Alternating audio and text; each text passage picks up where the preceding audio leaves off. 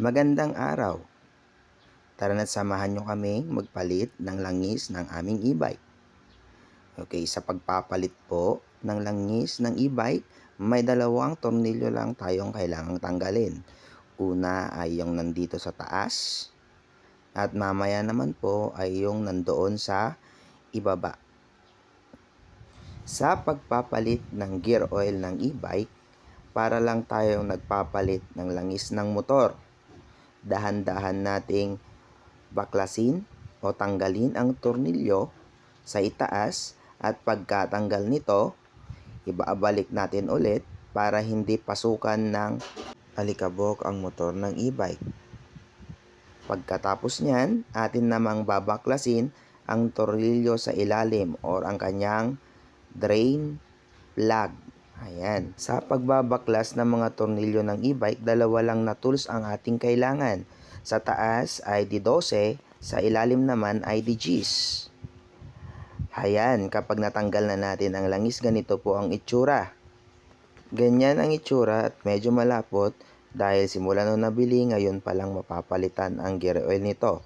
So, sa mga nagtatanong kung anong oil, ito po, Yamalube 100 ml gear oil ang ating ilalagay. Okay, sa mga nagtatanong din kung tuwing kailan dapat magpalit ng langis ng e-bike. Kapag araw-araw nyo po itong ginagamit, kailangan itong palitan for every 3 to 6 months. At kapag madalang nyo naman itong gamitin, kailangan nyo itong palitan for every 9 months. So ayan, amin na pong ibinabalik ang drain plug ng aming e-bike para makargahan na ito ng langis. Maya-maya, sa mga gustong magpagawa or magpapalit ng langis, PM nyo lang po kami. Available po ito sa shop. Sa mga gusto namang mag-DIY, may benta po kaming extrang gear oil dito sa shop. PM nyo lang po kami. Binabalik na. At pagkatapos may kabit ang drain plug ng e-bike, bubuksan na namin ang Yamalube. Take note po sa pagbubukas nito, dapat konti lang po ang tabasin natin sa tip. Pwede tayong gumamit ng kutsilyo o gunting.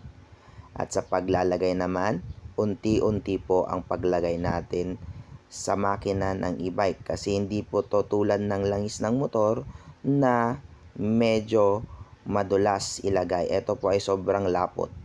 Matatapon po kasi kapag sobrang pisil natin dyan sa lagayan. Dahan-dahan lang po. Yung isang ganyan, sakto na po sa tinanggal natin kanina. Ayan. At binabalik na po natin ang tornilyong ating kinalas kanina. At dyan na po nagtatapos ang pag-change oil natin ng e-bike.